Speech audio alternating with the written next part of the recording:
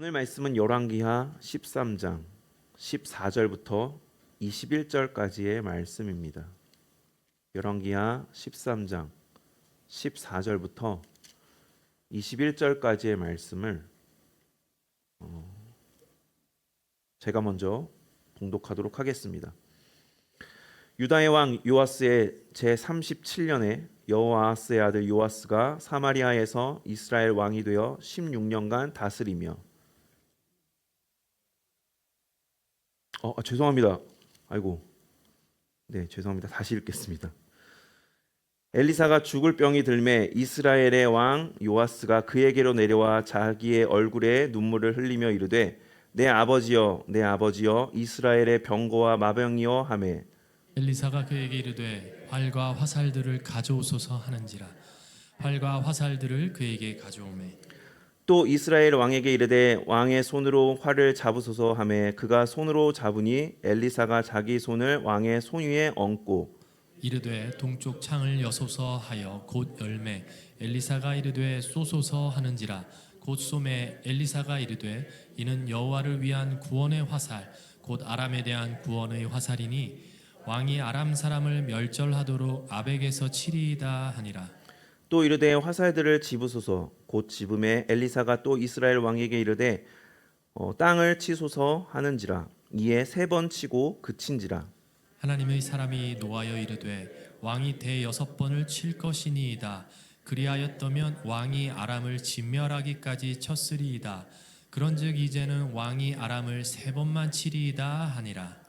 엘리사가 죽으니 그를 장사하였고 해가 바뀜에 모압 도적대들이 그 땅에 온지라. 마침 사람을 장사하는 자들이 그 도적대를 보고 그의 시체를 엘리사의 묘실에 시체가 엘리사의 뼈에 닿자 곧 회생하여 일어섰더라. 아멘. 오늘 본문은 이제 엘리사가 죽기 전에 생애 마지막에 있었던 일과 그리고 그가 죽은 후에 있었던 그 사건을 기록하고 있는데요. 이 두 사건 모두 죽기 전의 사건, 죽은 후의 사건 모두 그 어떤 분위기, 그 상황을 봤을 때에는 이 절망하는 상황, 절망스러운 상황, 그리고 사망의 상태 속에 있던 그 사람들에 대한 이야기. 근데 그들이 엘리사를 통해서 어떻게 문제가 해결되었는가에 대한 이야기를 다루고 있습니다. 한 사람은 강대국인 아람의 침략 앞에, 그 아람이라고 하는 그 강대국 앞에서 벌벌 떨고 있는 이스라엘의 왕, 북이스라엘의 왕 요아스에 대한 이야기이고, 또 다른 하나는 이름 모를 어떠한 그 죽은 사람의 이야기에 대한 내용입니다. 근데 이들에게는 모두 절망과 사망의 상태 가운데 있었는데 우리가 읽은 것처럼 놀라운 반전들이 이제 일어나게 됩니다. 절망에서 희망으로 바뀌게 되고 사망에서 생명으로 바뀌는 놀라운 일들이 일어나게 되는데요. 저는 이 두 사건을 통해서 공통적으로 이 접촉에 대해서 생각을 하게 되었습니다. 닿는 것, 접촉하는 것에 대해서 생각을 하게 되었는데 그것을 통해서 어떠한 변화가 일어났는가에 대해서 성경은 말씀하고 있다라는 것이죠. 그래서 오늘은 하나님과의 접촉을 통해 일어나는 일에 대해서 제가 말씀을 좀 나눠보도록 하겠습니다. 첫 번째는 요아스의 손을 감싼 구원의 능력이라고 할 수 있을 것입니다. 예후가 아합 집안을 완전히 멸한 후에 예후 왕조가 탄생하였는데 하나님 앞에서의 그의 열심은 지난주에 나눴던 것처럼 하나님을 향한 온전한 그런 열심이 아니었습니다. 자신의 정치적인 입지를 위해서 북이스라엘의 그 베델과 단의 금송아지 신상은 없애지 않았죠. 바알 신상은 다 모조리 다 이렇게 부숴버리고 다 제거하였는데 자기의 정치적 입장, 자신의 유익을 위해서 금송아지 신상은 남겨두었고 이것이 하나님 앞에서 죄가 되었다고 성경은 말씀합니다. 그래서 이것 때문에 하나님께서 말씀하시기를 너가 나의 명령을 잘 따르기는 했으나 온전히 따르지 아니하였으니 너의 왕조가 4대까지만 이어질 것이다 라고 하나님께서 그렇게 말씀을 하십니다. 그러니까 일명 시한부 왕조라고 이렇게 표현할 수 있을 것입니다.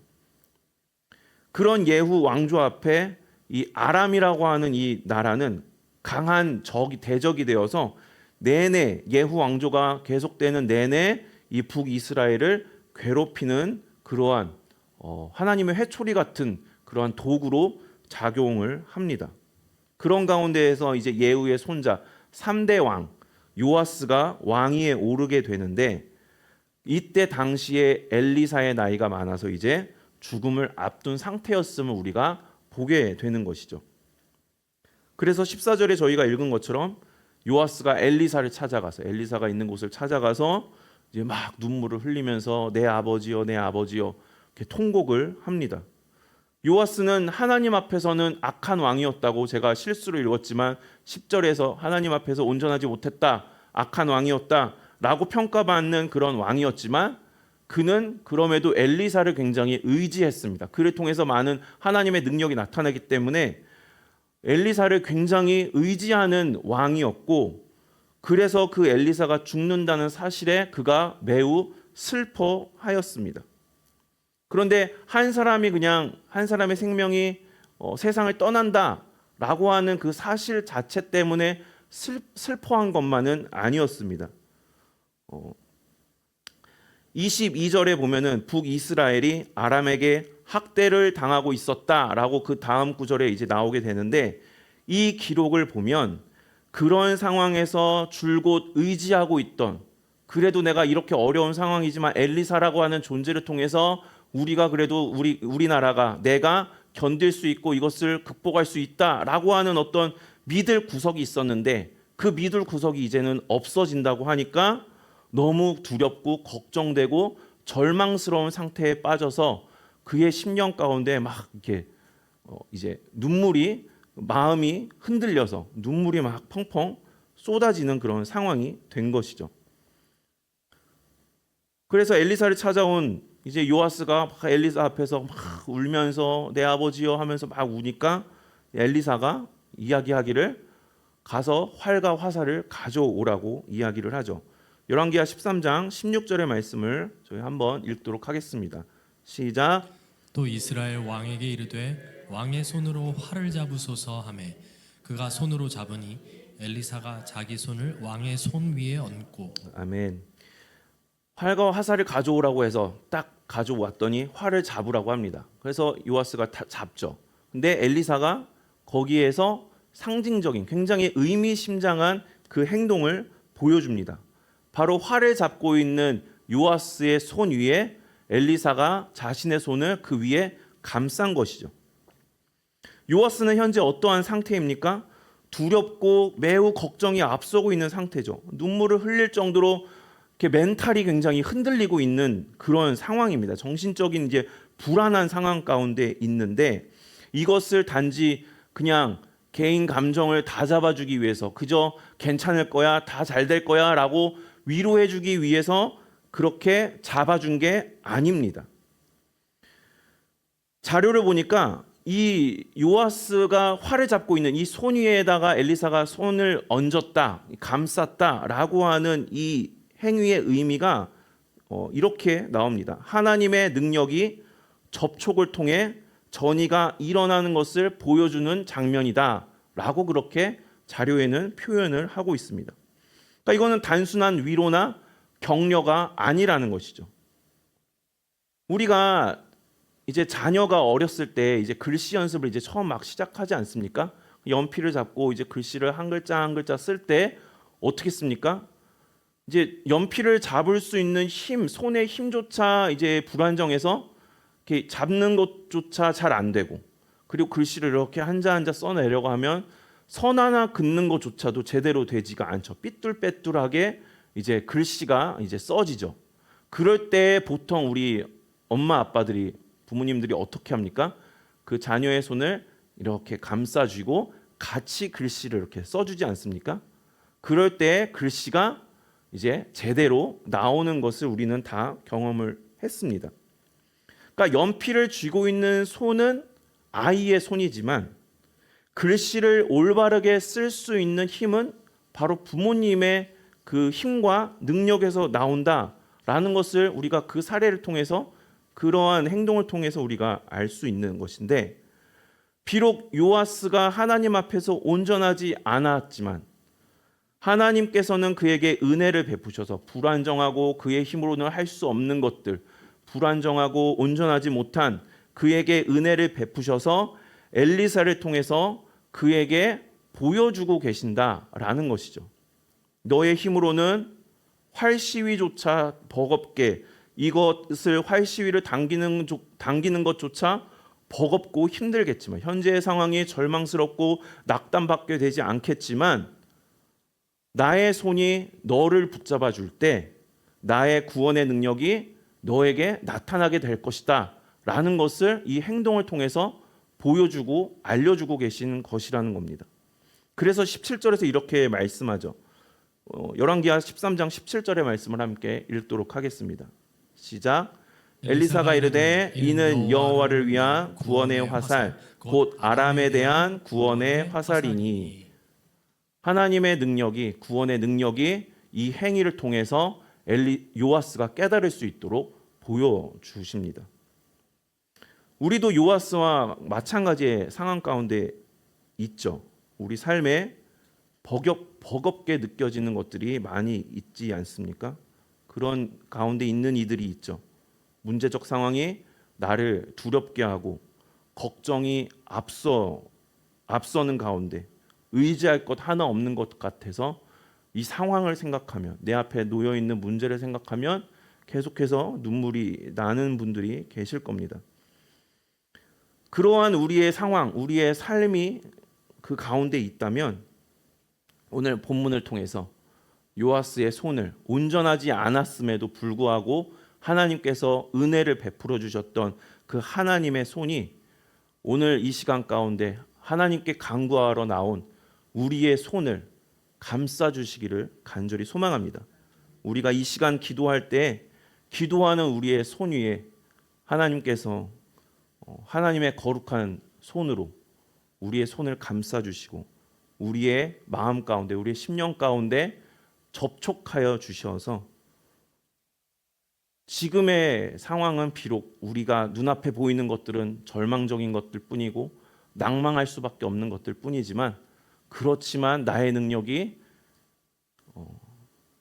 이 손을 통해서 우리가 하나님 앞에 하나님께 접촉이 될 때 구원의 능력이 나타나게 될 것이다 라고 하는 이 확신을 우리가 이 시간 가운데 가질 수 있으면 좋겠고, 실제로 그것이 우리의 삶 가운데 나타나게 되기를 소망합니다. 둘째로는 마른 뼈에 닿은 생명의 능력을 우리가 알 수가 있습니다. 20절과 21절은 엘리사가 죽은 후에 사건을 기록을 합니다. 엘리사가 죽은 후에 그를 장사를 지냈고 그리고 해가 바뀌었다라고 성경은 기록을 하고 있습니다. 해가 바뀌어서 이 엘리사의 이 시신의 상태가 어떤 상태였냐면 이제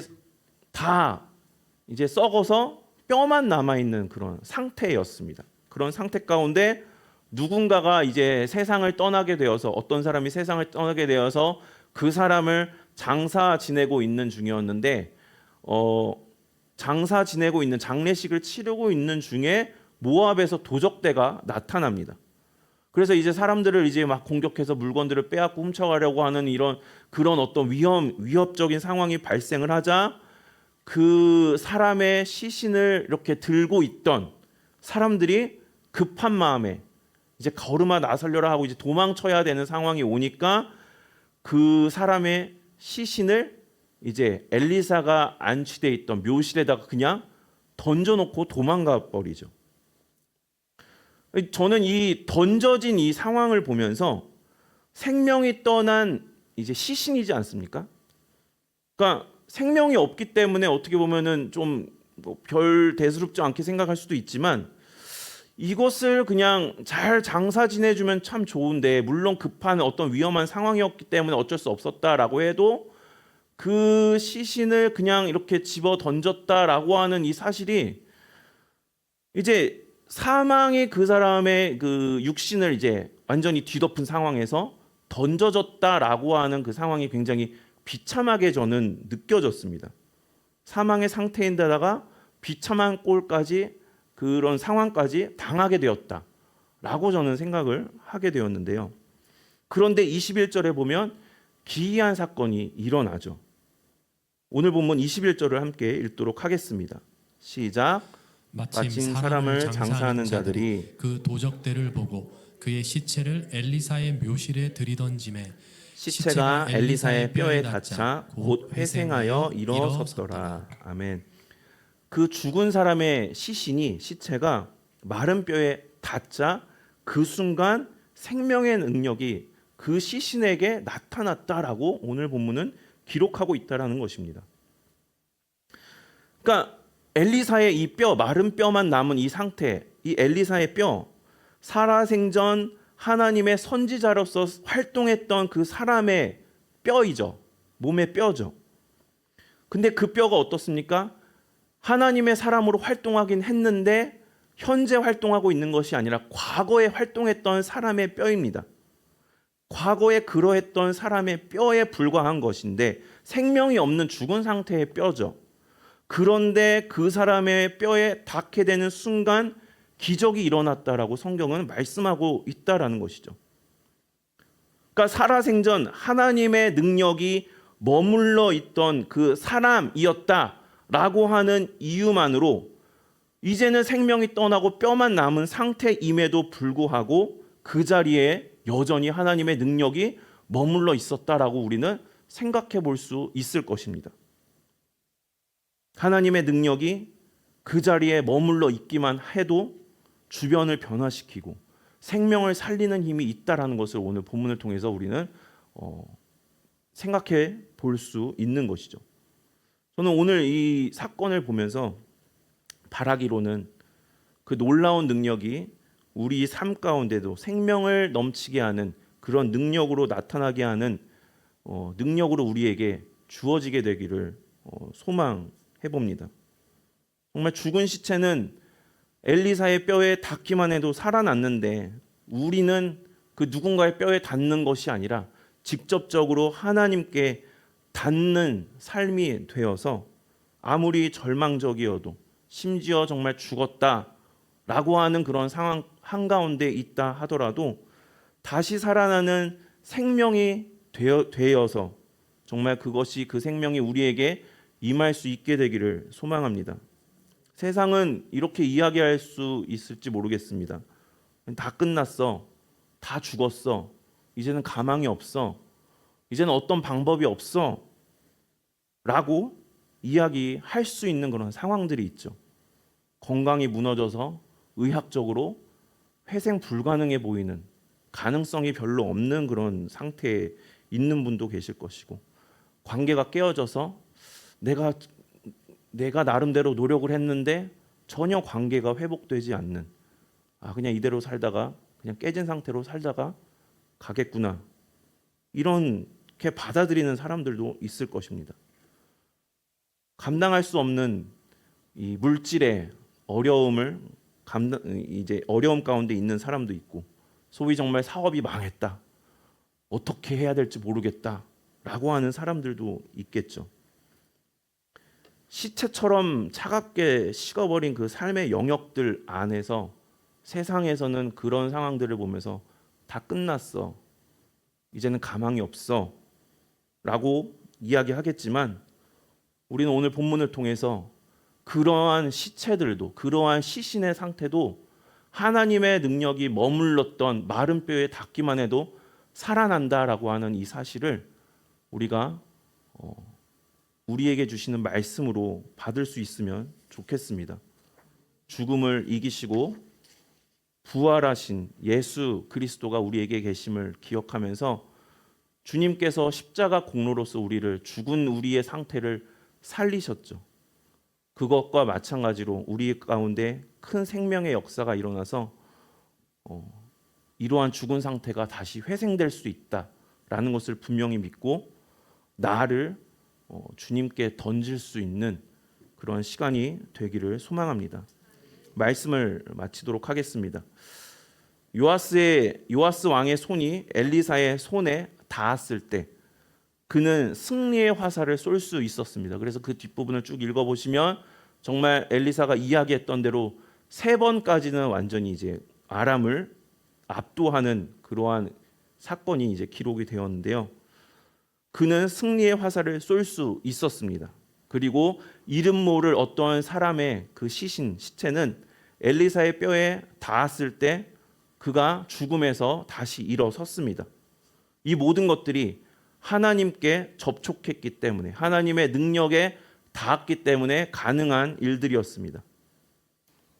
그런데 안타까운 부분도 오늘 본문에 있죠. 요아스는 하나님의 손이 함께 했음에도 불구하고 그가 믿음이 부족하여서 너무 두려운 나머지 너무 현실의 벽이 크게 느껴졌던 것인지 땅을 치라, 화살을 쥐고 땅을 치라고 하는 엘리사의 말에 3번만 치고 말았다라고 성경은 그렇게 표현을 합니다. 그러니까 접촉은 일어났으나 그의 믿음이 그 능력을 제한하고 말았던 것입니다. 부디 우리는 요아스와 같지 않기를 원합니다. 불안하고 걱정되고 두렵고 막 눈물이 나온 그런 상황 가운데 있지만 그럼에도 우리가 믿음의 손으로 주님의 능력 앞에 10번이든 100번이든 몇 번이 되든 간에 정말 우리가 나의 주님의 능력이 아니면 내가 구원받을 수 없고 내가 해결받을 수 없고 내가 살아날 수 없습니다. 주님 반드시 나를 살려주십시오 라고 하는 그 마음으로 우리가 몇 번이고 화살을 쥐고 내리치는 그러한 모습이 되기를 소망합니다. 정말 몇 번이고 내리친다는 그 마음으로 끝까지 주님 앞에 기도하면서 주님의 능력을 구하는 오늘 이 기도의 시간 되기를 소망합니다.